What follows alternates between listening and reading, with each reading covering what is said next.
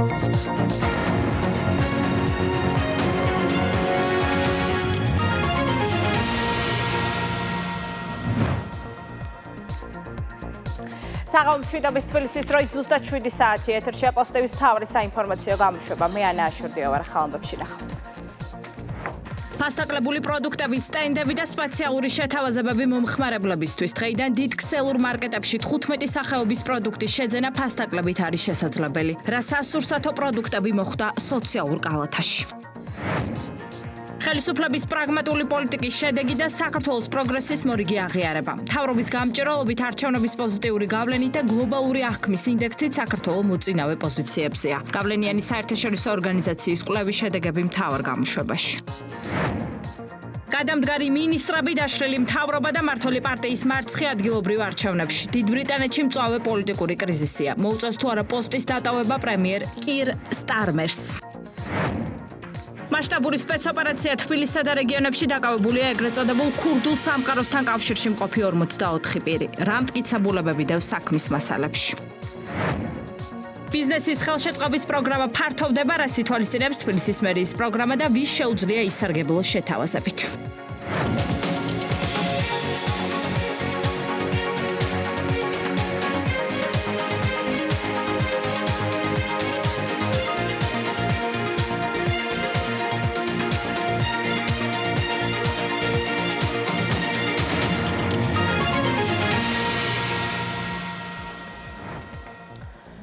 სპეციალური ფასები სოციალურ კალათაში განთავსებულ პროდუქტებზე და ფასდაკლების სტენდები ქსელურ მარკეტებში. სასურსათო ფასების შემცირებასთან დაკავშირებით აღმასრულებელი და საკანონმდებლო ხელისუფლების ერთობლივი მუშაობის შედეგების სახეზეა.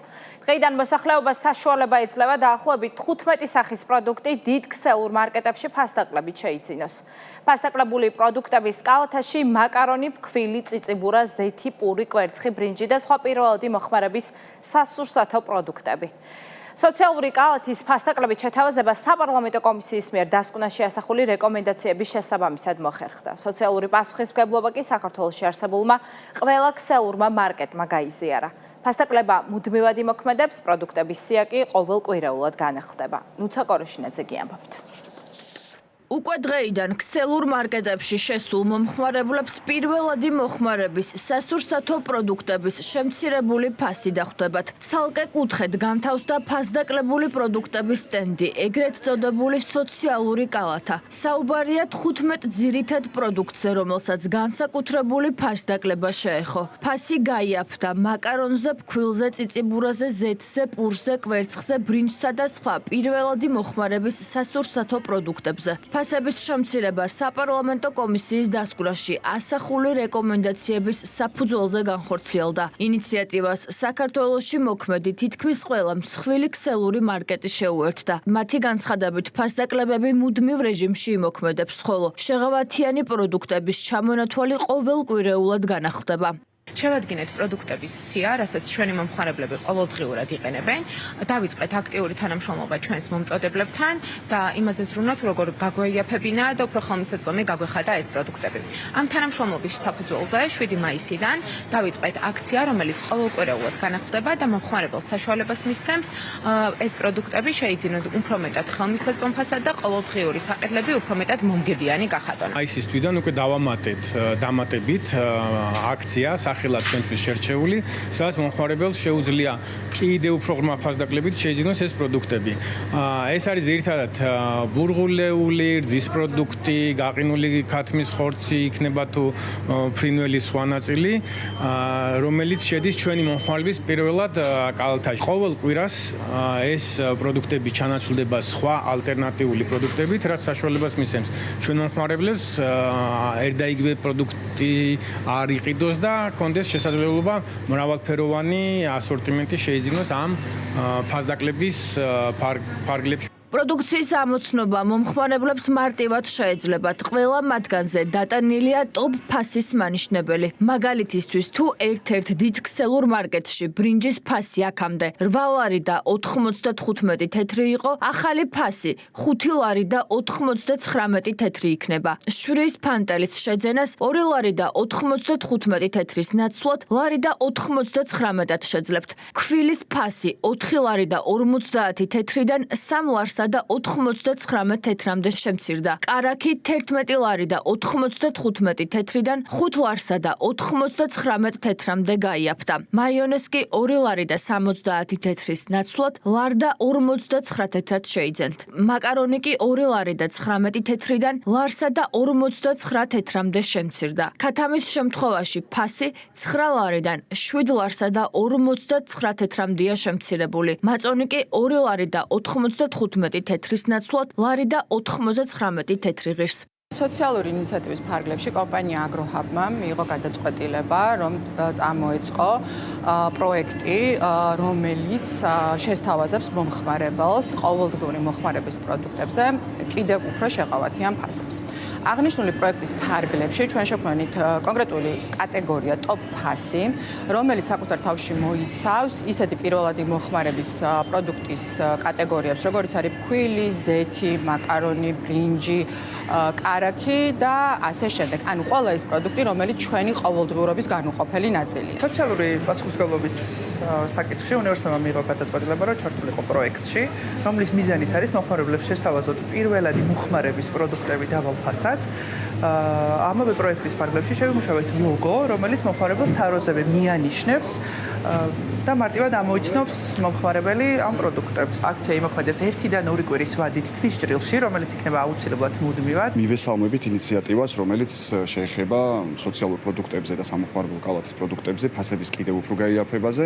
შესაბამისად, ჩვენ ქსელში უკვე წარმოდგენილი არის მსგავსი ტიპის აქციები დამატებითად. ახალი ტიპის აქციები განახდება 3 დღეში ერთხელ და კიდევ უფრო ღრმა ფასდაკლებებს შევთავაზებთ ჩვენს მომხმარებელს სოციალური კალათიდან და სამოხმარებლო კალათის პროდუქტებით. Carrefour-ში პირველადი მოხმარების სოციალურად მნიშვნელოვანი ყოველდღიური მოხმარების პროდუქტები, როგორიც არის კვერცხი, ზეთი, შაქარი, წიწიბურა, ბრინჯი და ასე შემდეგ, გვაქვს ყველაზე დაბალ ფასად, რომ ხელმისაწვდომი იყოს ყველასათვის. ბაზარზე ყველაზე დაბალი რეგულარული ფასი გვაქვს და მარტივად მიგნებადი რომ იყოს მაღაზიაში ამ ასორტიმენტზე, თაროზე გამოყოფილი გვაქვს სპეციალური წითელი მაჩვენებლით, წარწერით ყველაზე დაბალი ფასები, რომელიც მომხმარებლისთვის კიდევ უფრო მარტივად აღსაქმელია.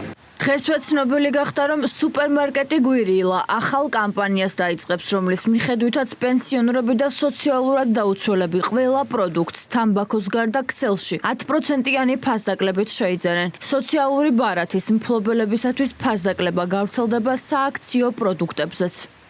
მთავრობის მეთაურის ინიციატივით შექმნილი საპარლამენტო დროებითი კომისია ფასწარმოქმნის სტრუქტურაზე 3 თვის განმავლობაში მუშაობდა. მათ შორის კომისიამ შეისწავლა საერთაშორისო ბაზარი და პრაქტიკა, თუ რა მოახდენდა ფასის კლებაზე დადებით გავლენას. შედეგები, რომელიც დღეს უკვე სახეზეა, ფასის რეგულირების მოკლევადიანი გეგმის ნაწილია, რომელიც ბერძნული და ფრანგული მოდელის ანალოგია.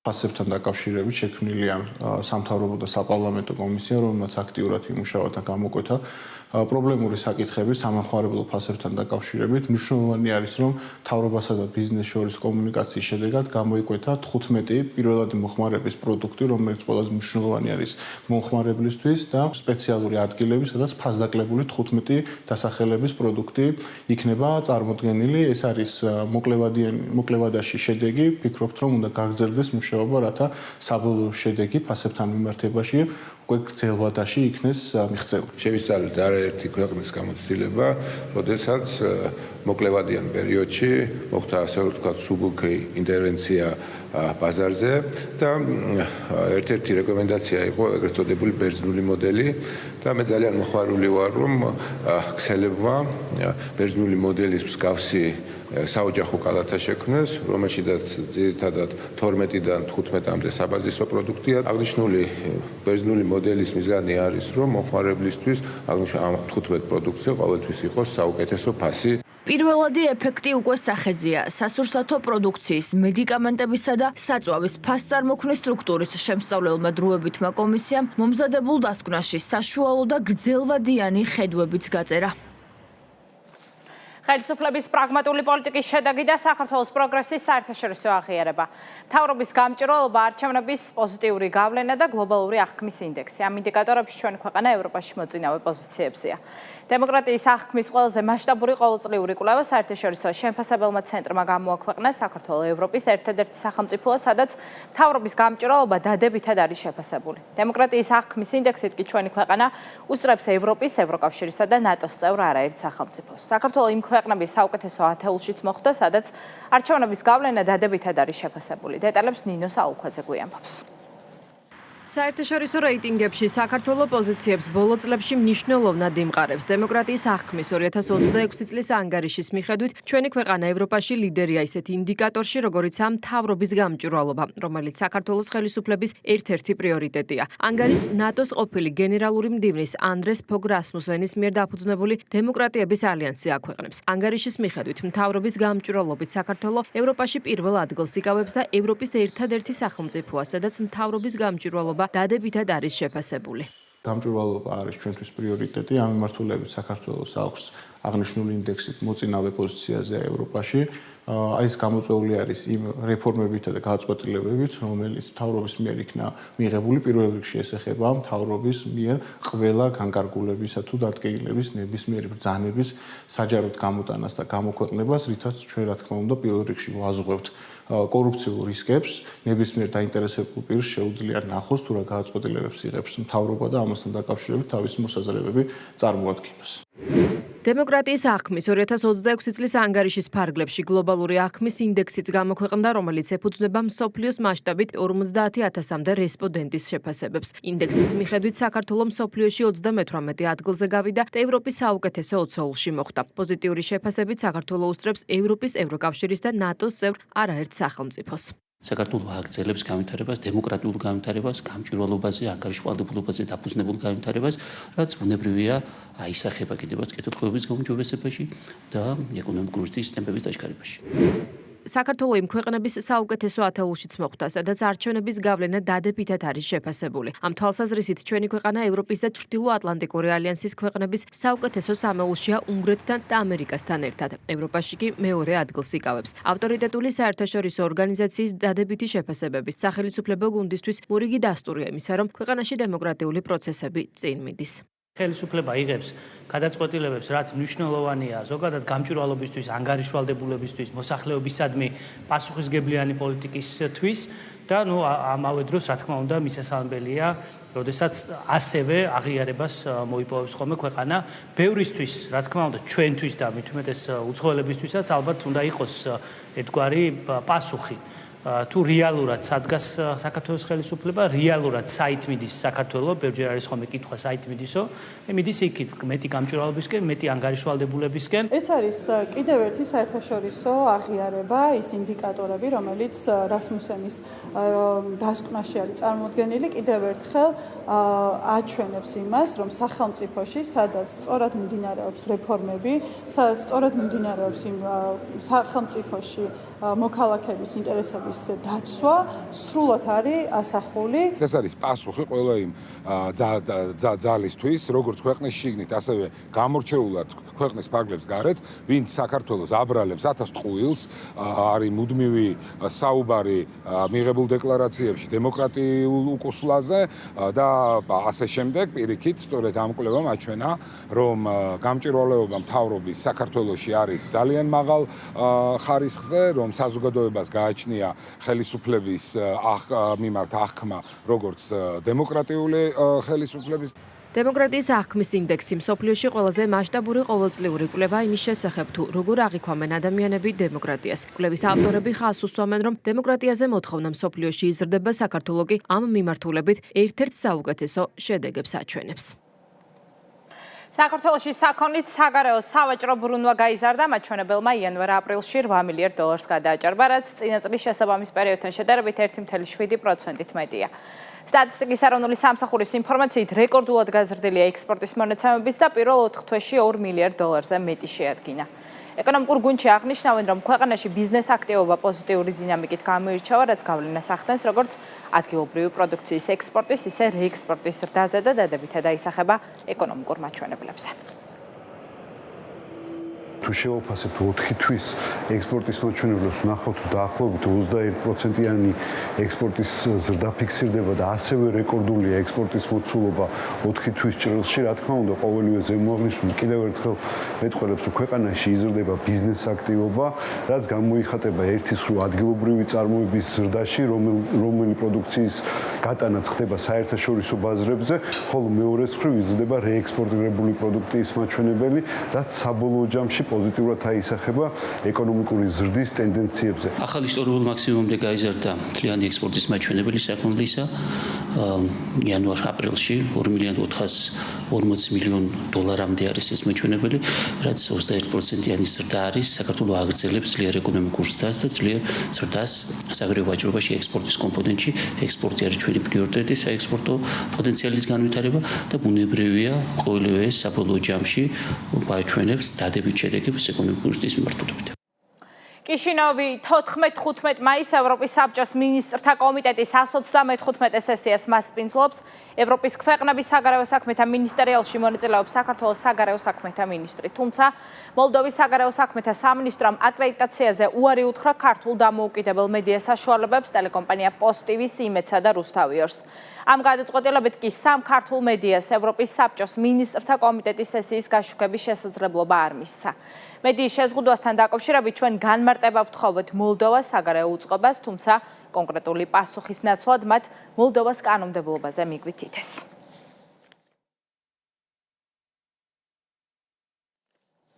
საქართველოს მართლმადიდებელი ეკლესიის ცხოვრებაში ახალი ეპოქა დაიწყო. 12 მაისი კი ისტორიაში 152 პატრიარქის ინტრონიზაციის თარიღად შევიდა.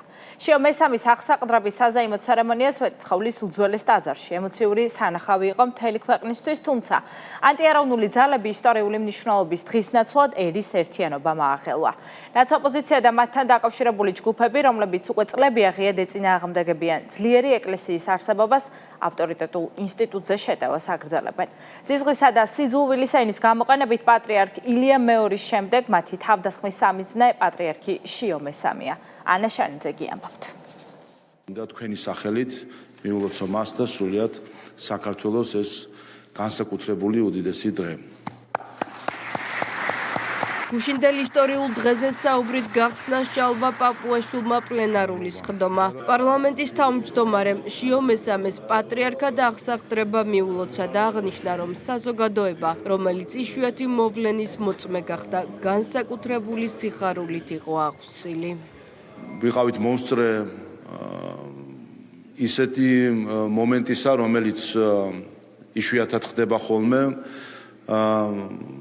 ადამიანის ცხოვრებაში და ყველა რა თქმა უნდა განსაკუთრებული სიხარულით ვიყავით და ვრჩებით აღსვილი და მინდა ყველას გისურვოთ, რომ კიდე მრავალი წელი ჩვენი ეკლესიის საჭეთრყობლად მოგვეხსენიებოს შიო მესამე მისი უწმინდესობა და უნეტარესობა. ერის საერთო სიხარულის გაზიარება არც უფიქრია იმ ჯგუფებს, რომლებიც უკვე წლებია ეკლესიის დისკრედიტაციას ეწევიან. ანტიეროვნულ კამპანიას კი განსაკუთრებით მაშინ ააქტიურებენ, როდესაც ქვეყნისთვის მნიშვნელოვანი მოვლენა ხდება და ქართველი ხალხი გამორჩეულად ერთიანია. ნაცოპოზიციამ და მათმა აქტივისტებმა მიზანში ახალი პატრიარქი ამოიღეს და ზიზღისა და სიძულვილის ნიაღვარი სოციალურ ქსელში გუშინვე დაატრიალეს. დღეს კი იმ ადამიანებზე თავდასხმაც გადაწყვიტეს, ვინც შიო მესამის მიმართ კეთილგანწყობა და პატივისცემა ღიად გამოავლინა. ვინც შიოს ილია მეორესავით გაკერპებას ცდილობს მავნებელთან ერთად სულელია. შიო ილია ვერ გახდება ბევრი მიზეზის გამო და ეს ძალიან კარგია. ამიტომ ვინც გუშინ შიოს აგინებდით, თუ მთლად ძველ ჩვენებას ვეღარ აწვევით, ცოტა მოგოდულად მაინც აქეთ მშვიდად და დინჯად, ღამურას რომ არ დაემსგავსოთ, არც ჩიტიროა და არც თაგვი აქსიოს. ნაცოპოზიციისა და მათთან დაკავშირებული ჯგუფების მიერ წარმოებულ კამპანიაში საკუთარი როლი შეიტანეს ოპოზიციური არხის ჟურნალისტებმა. ფორმულა სერაძემ დაასკვნა, რომ ახალი პატრიარქი ქვეყნისთვის კარგი ვერ იქნება. ინგა გრიგოლიამ კი მედიასთან ურთიერთობა წინასწარ დაუწუნა. ცივი ადამიანის შთაბეჭდილებას და ხა პირდაპირ გეტყვი ინგა, რომ ჩვენთან ცივი არ არის და მე მგონი შენთანაც არ იქნება კარგად რო. არა, ამ შემთხვევაში ჟურნალისტები მგონია რომ არ უყვარს. ქოცებს, ქოცების პროპაგანდას და რუსებს რაც უხარიათ, კარგი ვერ იქნება ქვეყნისთვის. მადლობა, ნახვამდის. ახალი პატრიარქის შესახებ ნეგატიური განცხადებებისგან გამიჯვნას, საკუთარი პარტიის წევრისგან გამიჯვნა არჩიეს ნაციონალურ მოძრაობაში. ასაგებია რომ არიან ადამიანები ამ სხვადასხვა აზრი და ყოველდღიურად მე უნდა დავდიოდა გამიჯნო კონკრეტულ ადამიანებს. ჩემი პოზიცია ის და ყოველთვის ცნობილია გამიჯნა რა საჭირო არის. ნიკად არსია გახავთ იმიგრანტი, ჩაუდეს ჩვენი პარტიის ლიდერი ადამიანი, რომელიც ემიგრაციაში ცხოვრობს და მაქსიმუმ Facebook-ზე პოსტი დაწეროს. აი ეს არის ამ ადამიანის მონაწილეობა პოლიტიკურ პროცესში. ეკლესიისა და შიომესამის წინააღმდეგ კოორდინირებული კამპანიის უკან გარეძალების ინტერესებს ხედავს სახელმწიფო გუნდი. მმართველ პარტიაში აღნიშნავენ, რომ ანტიეროვნული ჯგუფებისა და მათი უცხოელი მოკავშირეების მიზანს ეკლესიის რეპუტაციის შელახვასთან ერთად სახელმწიფოებრიობის ფუნდამენტის გამოცვლა წარმოადგენს. უბრალოდ ეკლესიას კი არ უტევენ. უბრალოდ ეკლესიის შეურაცხყოფას, ეკლესიის წარმომადგენლების შეურაცხყოფას კი არ აკეთებენ. ისინი ცდილობენ სახელმწიფოს ფუნდამენტის გამოცვლას. ისინი ცდილობენ საზოგადოების დაცლას და დაცარიელებას და გათითოკაცებას. ამიტომ ძალიან ერთის მხრივ უნდა ვიცოდეთ რა ხდება და მეორეს მხრივ ძალიან სერიოზულად უნდა მოეკიდოს ჩვენი საზოგადოება ამ პროცესს. კიდევ ერთხელ ეს არ არის ერთ-ერთი რაღაც რიგით საზოგადოებრივი პროცესი. ეს ჩემი გადმოსახედიდან არის ძალიან საშიში თავდასხმა იმისა, რომ ეკლესიის რეპუტაციის შებრალვასთან ერთად ასევე დაანგრიონ სახელმწიფოებრიობის ფუნდამენტი. ეს არამხოლოდ სინოდიზნება იყო, რომ ის გამხდარიყო საქართველოს პატრიარქი, მას მართლმადიდებლების უმეტესი ნაწილი მხარს უჭერდა საქართველოში. ისინი ცდილობენ, რომ მაინც რაღაცა შავი ლაქა შეიტანონ ამ ძალიან წმინდა საქმეში, ამ ძალიან კეთილშობილ საქმეში, როდესაც თითქმის ერთსულოვნება იყო და გამოირჩა ეს პატრიარქი, მაგრამ არაფერი გამოუვათ. ისინი ყოველთვის ცდილობენ ხოლმე რაღაც ყველანაირი დისონანსის შეტანას, თუ სადმე დაინახავენ, რომ ქართველები რამეში მაინც ერთად ვგავართ. უცხოეთიდან დაფინანსებული ძალები საქართველოში კვლავ აგრძელებენ ეკლესიის წინააღმდეგ მოქმედებას, კონკრეტული განცხადებებით, სტატუსებით, ისინი ცდილობენ ჭრილი მიაყენონ იმ უდიდეს მოვლენას, ისტორიულ მოვლენას, რაც გუშინ ჩვენ ყველამ ვიხილეთ. ეკლესია წარმოადგენს ჩვენი სულიერების სადარაჯოზე მდგომ უდიდეს ძალას. სწორედ ეკლესიის წინააღმდეგ მოქმედება თვლიან როგორც ქვეყნის ფარგლებს გარეთ, ასევე რადიკალური ჯგუფები ქვეყნის შიგნით, რომ არის ის გზა, რითაც შეძლებენ შეარყიონ ქართული სახელმწიფოებრიობის საფუძვლები.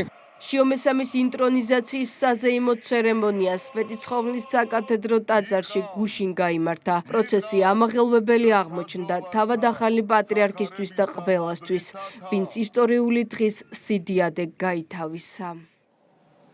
საქართველოს წინააღმდეგ მომზადებული რეზოლუცია საქართველოს ექს-პრეზიდენტის მონაწილეობით. საფრანგეთის პარლამენტის მიერ დამტკიცებული დეზინფორმაციული დოკუმენტი მეორე დღეა შეფასებების თემაა თბილისში. კენჭისყრას პირადად ესწრებოდა საულმე ზურაბიშვილი, რომელიც საქართველოს დასჯის მიზნით შემუშავებული რეზოლუციის დამტკიცებას ვიდეო მიმართვის საშუალებით სიამაყით აანონსებდა.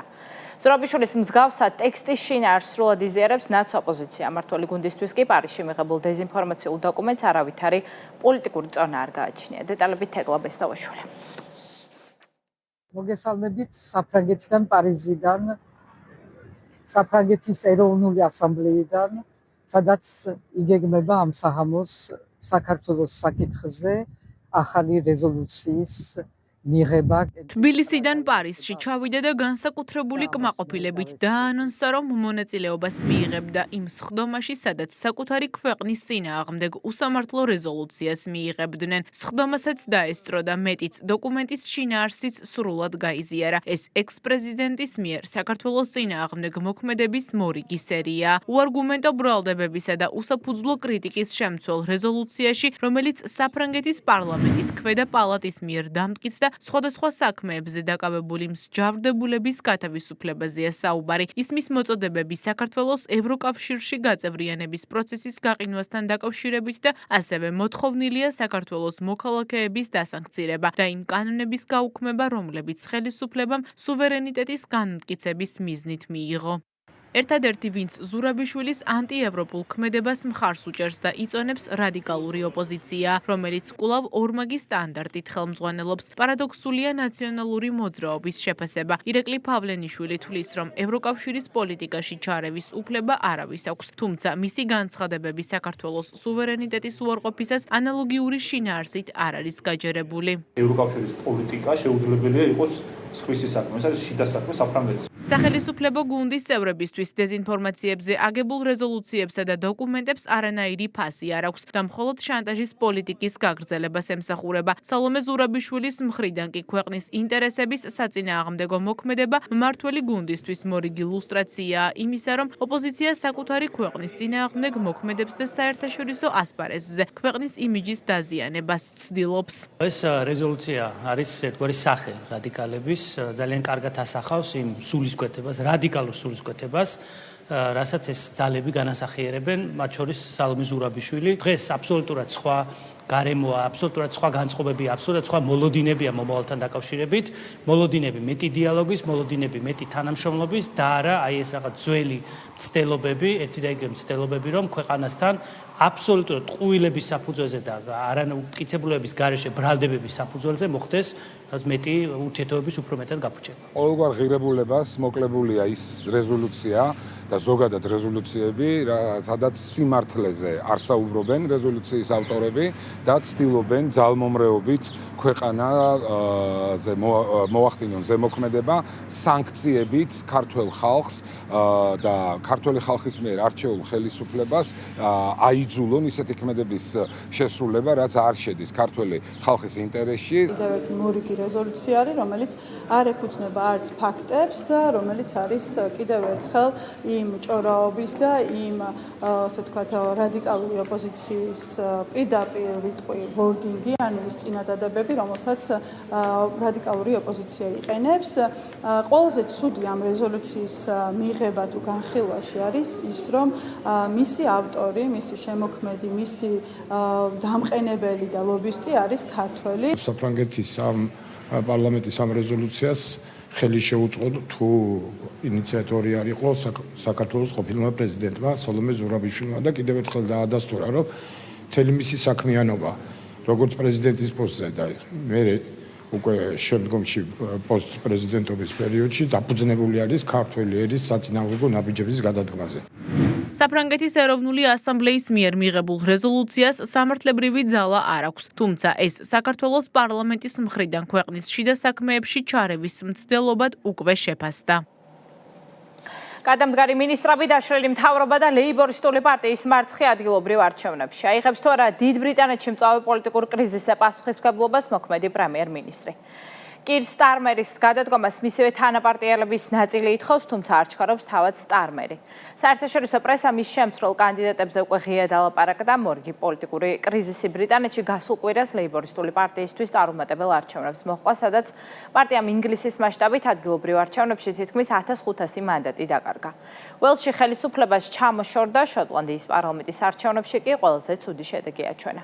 პროცესებს კი წინ უძღოდა ქვეყნის პრემიერ-მინისტრის გარშემო ატეხილი სკანდალების სერია, რომელიც სტარმერის მიერ შტატების ელჩად ეპშტეინის ფაილების ფიგურანტი პირის დანიშვნას უკავშირდებოდა. ქეთი მამრიგიშვილი გიამბობთ.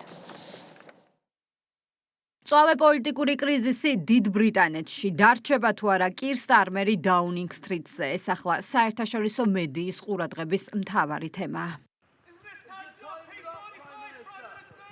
აპირებს თუ არა გადადგომას. ამ კითხვების ფონზე მოუწია დღეს კირ სტარმერს დაუნინგ სტრიტის დატოვება, საიდანაც პარლამენტში მეფე ჩარლზის სიტყვით გამოსვლაზე დასასწრებად გაემართა. უნდა გადადგეს თუ არა პრემიერ-მინისტრი. ამ კითხვებს კი ბრიტანული მედია მთავრობის იმ დარჩენილ შემადგენლობას უსვამდა, რომლებიც გუშინ დაუნინგ სტრიტზე სტარმერთან მივიდნენ. სტარმერის გადადგომის თემა მას შემდეგ გააქტიურდა, რაც მთავრობის შემადგენლობა 4 მინისტრმა დატოვა. მინისტრებმა განაცხადეს, რომ ქვეყანას ცვლილებები სჭირდება, მაგრამ საზოგადოებას არ სჯერა, რომ სტარმერს ამის გაკეთება შეუძლია. მინდა რომ ლეიბორისტულმა მთავრობამ იმუშაოს და როგორც ყოველთვის ვიბრძოლებ მისი წარმატებისა და პოპულარობისთვის, მაგრამ ვერ ვხედავ იმ ცვლილებას, რასაც მე და ქვეყანა ველით და ამიტომ არ შემიძლია გავაგრძელო მინისტრის თანამდებობაზე მუშაობა ამჟამინდელი ხელმძღვანელობის ქვეშ. პარალელურად სტარმერს გადადგომისკენ მოუწოდებენ მისივე ლეიბორისტულ პარტიაში. პრემიერის წასვლის მომხრე კანონმდებლების რიცხვი უკვე 80-ზე მეტია. დეპუტატები მოუწოდებენ სტარმერს ან დაუყოვნებლივ გადადგეს, ან პოსტის დატოვების კონკრეტული თარიღი განსაზღვროს. ის ხალხს არ უსმენს. სწორედ ამიტომ ხალხს ჩვენი არ ესმის და სწორედ ამიტომ ხალხი ამას აღარ ენდობა. ამის გამო დაეცა მისი რეიტინგი. ლეიბორისტული პარტიის დეპუტატთა ნაწილმა სტარმერს მხარდაჭერა გამოუცხადეს და ღია წერილი გაავრცელეს, სადაც აღნიშნეს, რომ ახლა ლიდერების შეცვლის დრო არ არის და ქვეყანაში არსებული გამოწვევების დასაძლევად ერთობლივი მუშაობაა საჭირო, თუმცა ტელეგრაფის ცნობით მომხრეთა სიაში მყოფმა რამდენიმე დეპუტატმა განაცხადა, რომ ჩამონათვალში ყოფნაზე თანხმობა არ განუცხადებიათ. გაირკვა, რომ სიას იმ პარლამენტის წევრების სახელები დაემატა, რომლებიც ამ განცხადების ხელმოწერას არ დათანხმდნენ. ილინგის ცენტრალური და აქტორის პარლამენტის წევრმა რუპა პუკმა განაცხადა, რომ გაკვირვებული იყო, როდესაც წერილში მისი სახელი დაინახა. The Times-ის ცნობით, კიდევ სულ მცირე 2 დეპუტატია, რომლებმაც განაცხადეს, რომ არ დათანხმდნენ წერილზე ხელმოწერას, მაგრამ მაინც დაემატათ მათი სახელები. დეპუტატებს შორის აზრთა სხვადასხვაობა გასულ კვირას ლეიბორისტული პარტიისთვის წარუმატებელ არჩევნებს მოჰყვა, სადაც პარტიამ ინგლისის მასშტაბით ადგილობრივ არჩევნებში თითქმის 1500 მანდატი დაკარგა. პარტია ასევე უელსში ხელისუფლებას ჩამოშორდა და შოტლანდიის პარლამენტის არჩევნებში ყველაზე ცუდი შედეგი აჩვენა. დაბალი რეიტინგებისა და ეპშტეინის ფაილების ფიგურანტი პიტერ მანდელსონი შტატების ელჩად დანიშნვის გადაწყვეტილებასთან დაკავშირებული სკანდალის ფონზე კი ადგილობრივი არჩევნები სტარმერის ლიდერობისთვის მთავარ გამოცდად იყო შეფასებული. სტარმერს გადადგომის გადაწყვეტილება არ მიუღია, თუმცა საერთაშორისო პრესა მის შემცვლელებზე უკვე ალაპარაკდა. სახელდება 3 კანდიდატი. ერთ-ერთი სტარმერის ყოფილი ვიცე-პრემიერი, მემარცხენე პროფკავშირის წევრი ანჟელა რეინერია. კიდევ ერთ კანდიდატად ვეს სტრიტინგის სახელდება, რომელიც ჯანდაცვის მინისტრის პოზიციას იკავებს. მესამე კანდიდატად კი პრესა ენდი ბერნჰემის შესახებ წერს, რომელიც მანჩესტერის მერია და რომელიც გამოკითხვებით საზოგადოების სასურველ არჩევნად ფასდება. როგორ გამოვა ბრიტანეთი პოლიტიკური კრიზისიდან და აიღებს თუ არა კირ სტარმერი გადადგომით არსებულ კრიზისზე ვალდებულებას, ეს მალე გახდება ცნობილი. საქართველოს პრემიერ-მინისტრი ირაკლი ყობახიძე იურიდიული დახმარების სამსახურის ახლად დანიშნულ დირექტორს შეხვდა. მთავრობის მეთაურმა სამსახურის ახალ ხელმძღვანელს თანამდებობაზე დანიშნა მიულოცა და წარმატებები უსურვა. ოთარ ჩახუნაშვილმა პრემიერ-მინისტრს სამსახურის საქმიანობის ძირითად მიმართულებებსა და პრიორიტეტებზე დეტალური ინფორმაცია მიაწოდა. იურიდიული დახმარების სამსახური მოქალაქეებისთვის უფასო სამართლებრივი დახმარების ხელმისაწვდომობას უზრუნველყოფს. ოთარ ჩახუნაშვილი სამსახურის დირექტორად პრემიერ-მინისტრის ბრძანებით 1 მაისიდან დაინიშნა, მას საჯარო სექტორში მუშაობის მრავალწლიანი გამოცდილება აქვს.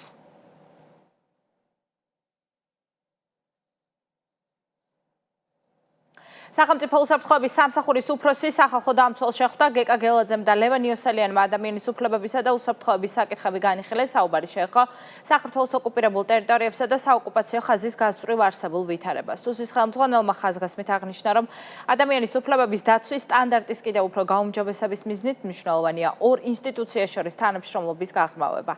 მისი თქმით, ადამიანის უფლებებისა და მათი უსაფრთხოების დაცვა სახელმწიფო უსაფრთხოების სამსახურისთვის პრიორიტეტულ საკითხს წარმოადგენს. თავის მხრივ შეხვედრაზე ლევან იოსელიანმა სახალხო დამცველის ინსტიტუტის საქმიანობის ძირითად მიმართულებებზე გაამახვილა ყურადღება და თანამშრომლობის კიდევ უფრო მეტად გაღრმავების მზაობა გამოთქვა.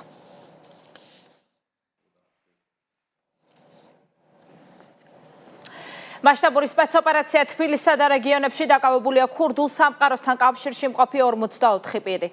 ამავე დანაშაულზე ბრალი წარედგინა კიდევ 7 პირს, მათ შორის 2 ეგრეთ წოდებული კანონიერი ქურდია. ფარული საგამოძიებო მოქმედებების შედეგად დადგინდა, რომ ბრალდებული პირები ეგრეთ წოდებულ ქურდულ გარჩევებს აწყობდნენ და მოქალაქეებს შორის არსებული ფინანსური და კრიმინალური სახის დავებზე გადაწყვეტილებებს იღებდნენ. დანაშაულებრივი ჯგუფის წევრები ასევე მონაწილეობდნენ ფინანსურ მაქინაციებში. საქმეში ფიგურირებენ საზღვარგარეთ მყოფი ეგრეთ წოდებული კანონიერი ქურდები ლევან მარღია და ნოდარ შუკაკიძე. საქმეში დევს ფარული აუდიო-ვიდეო ჩანაწერები, რომელიც დაზარალებულების მიმართ ძალადობრივ ქმედებებს ასახავს. დეტალები ნანუკა წითელშვილი. ჩვენ მოვდივართ და ესე გეუბნები რომ გვერდში დგომა გვჭირდება. არ შეგიძლია просто სიტყვიერად რა.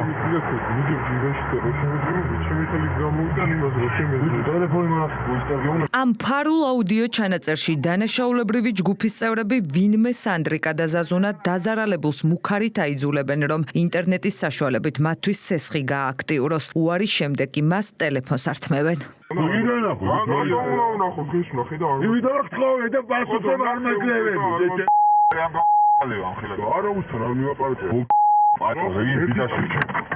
შეიძლება მართლა დარეკა. ვინა კურდია? არა. მიგეუნე მომავალი კურდია მე მომისმინე. ეხა დაასწრე.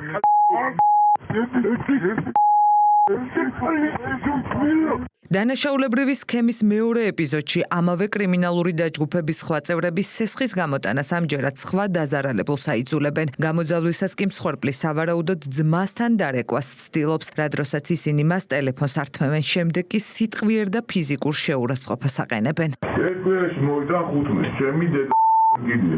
აჯექი ერთანს აგაბატე. აჯექი მართალაში ვიტო. აჯექი ორი ნო. აჯექი ჩემი დედა მეხა ბიჭე უცხოა ვით ნოდუა და გუჯა. აჯექი ბიჭო.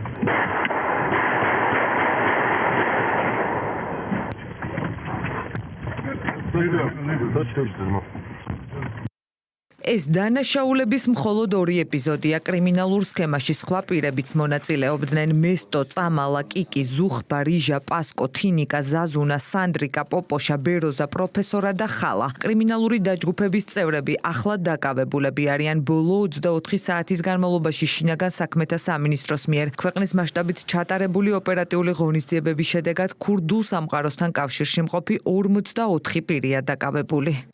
დაკავებულები უკავშირდებოდნენ ქურდულ სამყაროს წარმომადგენლებს, მათ შორის ეგრეთ წოდებულ კანონიერ ქურდებს ლევან მარღიას და ნოდარ შუკაკიძეს, რომლებიც პირადი სარგებლობის მიღების მიზნით ეგრეთ წოდებული ქურდული წესების შესაბამისად მოქალაქეებს შორის არსებული ფინანსური და კრიმინალური სახის დავებზე იღებდნენ გადაწყვეტილებებს, რის შედეგადაც ხარებს თანხის გადახდას აკისრებდნენ. კონკრეტული ვადების დარღვევის შემთხვევაში კი ფიზიკური ანგარიშწორებით ან სიცოცხლის მოსპობით ემუქრებოდნენ.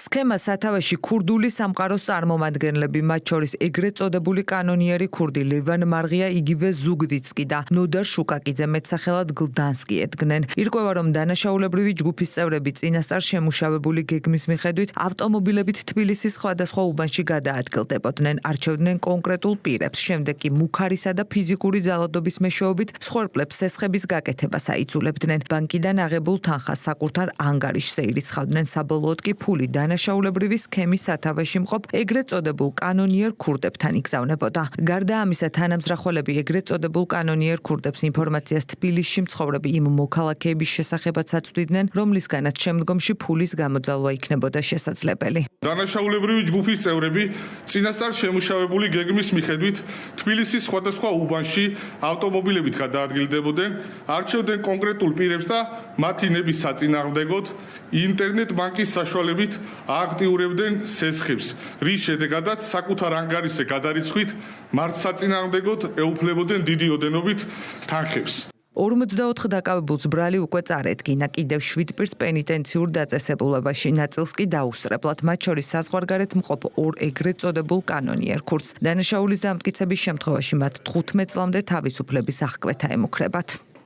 დანაშაულებრივი ჯგუფის წევრების პირადი და საცხოვრებელი სახლების ჩხრეკის შედეგად ამოღებულია ცეცხლსასროლი იარაღები, ძვირფასეულობა, მობილური ტელეფონები და კომპიუტერული ტექნიკა, რომელთა საშუალებითაც ისინი ერთმანეთს და უცხოეთში მცხოვრებ ეგრეთ წოდებულ კანონიერ ქურდებს უკავშირდებოდნენ. უკომპრომისო ბრძოლა გრძელდება ნარკოდანაშაულთანაც. პოლიციამ თბილისში განსაკუთრებით დიდი ოდენობით ნარკოტიკული საშუალება და ფსიქოტროპული ნივთიერება ამოიღო. დაკავებულია 2 პირი, მათ შორის ერთი უცხო ქვეყნის მოქალაქეა. დანაშაული 20 წლამდე ან უვადო თავისუფლების აღკვეთას ითვალისწინებს. ლევან წუწუნავა კი ამბობთ. შინაგან საქმეთა სამინისტროს თბილისის პოლიციის დეპარტამენტის ძველი თბილისის მთავარი სამმართველოს თანამშრომლება ისნის რაიონში გუთნის ქუჩაზე გადამოწმების მიზნით ავტომობილი გააჩერეს. მოქალაქეს მანქანაში 2 კილოგრამამდე გამომშრალი მარიხუანა აღმოაჩნდა. სამართალდამცველებმა პირი ადგილზევე დააკავეს. 500-აბი პრეგა ბალინი ამოიღეს სამართალდამცველებმა პეკინის 16 ნომერში მდებარე საცხოვრებელ კორპუსში. დაკავებულია უცხო ქვეყნის მოქალაქე, რომელიც სავარაუდოდ ნაქირავე ბინაში ცხოვრობდა. პოლიციელებმა ფსიქოტროპული ნივთიერება ნივთმტკიცებად ამოიღეს. განსაკუთრებით დიდი ოდენობით ნარკოტიკული ნივთიერებისა და ფსიქოტროპული საშუალების უკანონო შეძენა, შენახვისა და რეალიზაციის ხელშეწყობის ბრალდებით დაკავებულ ორ პირს სასამართლომ წინასწარი პატიმრობა უკვე შეუფარდა. შეფარდებული აქვს ახლა აკვეთი ღონისძიება, მაგრამ მარცნობს თავს სამაშო. საქმეზე გამოძიება სისხლის სამართლის კოდექსის 260, 260 კვარტა და 261 მუხლებით მიმდინარეობს, რაც 20 წლამდე, ანუ უვადო თავისუფლების აღკვეთას ითვალისწინებს.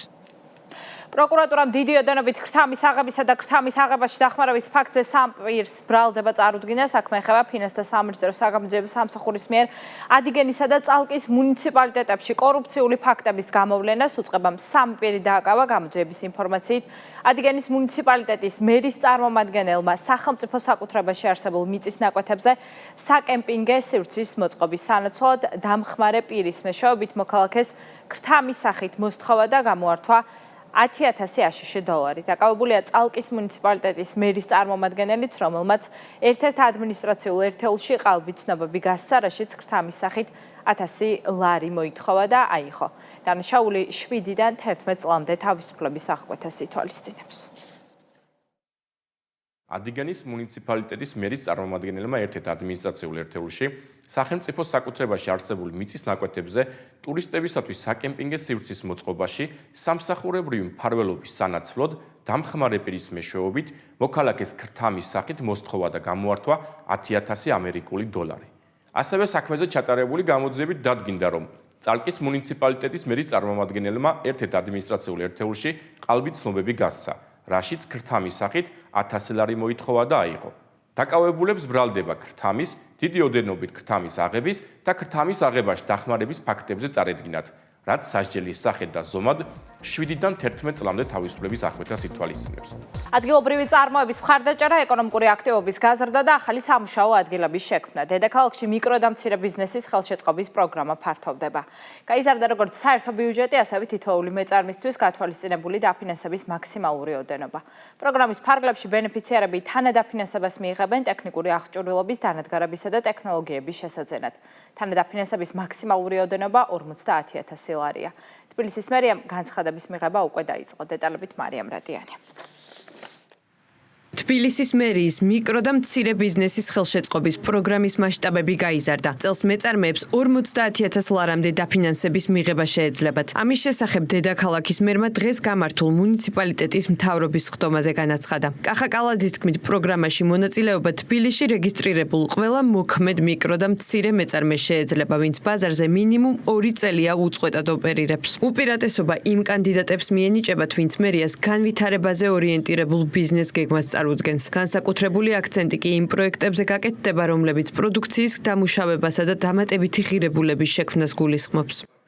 თუ გასულ წელს დაფინანსების ზედაზღვარი იყო 20,000 ლარი, წელს მეწარმეებს უკვე 50,000 ლარამდე დაფინანსების მიღება შეუძლიათ. პროგრამის ფარგლებში მეწარმეებს შესაძლებლობა აქვთ მათი საქმიანობის განვითარებისთვის საჭირო აღჭურვილობა, ტექნოლოგიები და დანადგარები შეიძინონ.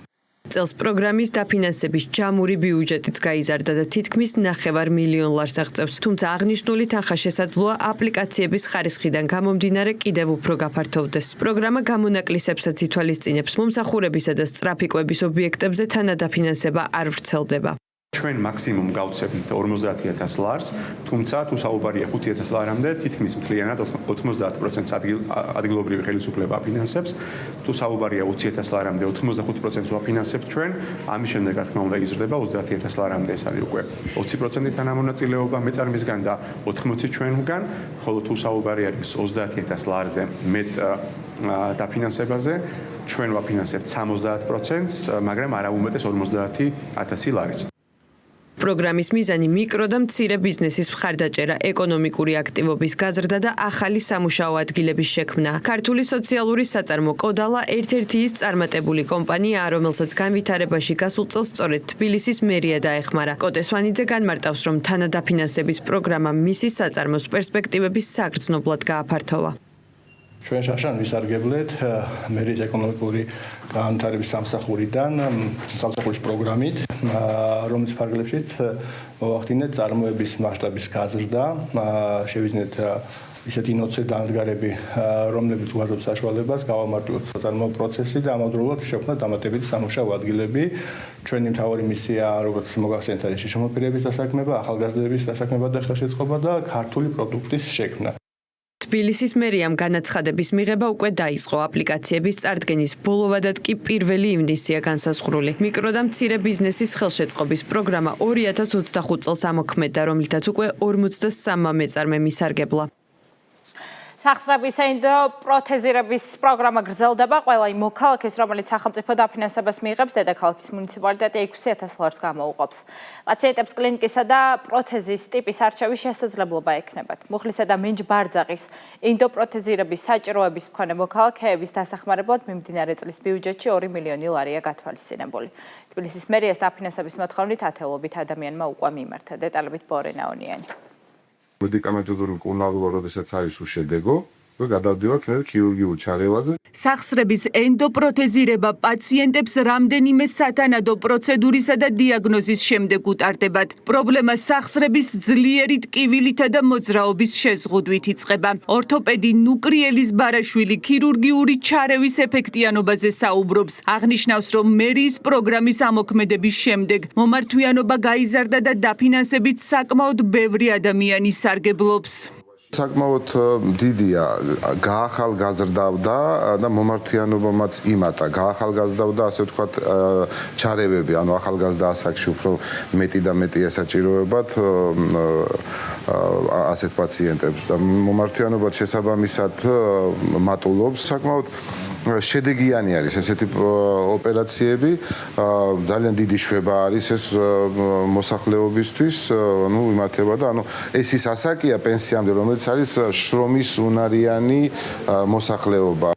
ენდოპროთეზირების პროგრამით დედაქალაქში რეგისტრირებული მოქალაქეები 2023 წლიდან სარგებლობენ. პაციენტი 6,000 ლარით ფინანსდება და თანაგადახდა ფაქტობრივი ხარჯის მიხედვით განისაზღვრება. პროგრამის ფარგლებში მერიის ბიუჯეტიდან 6 მილიონ ლარამდეა გადარიცხული. ვაუჩერი 1000-ზე მეტმა ადამიანმა მიიღო.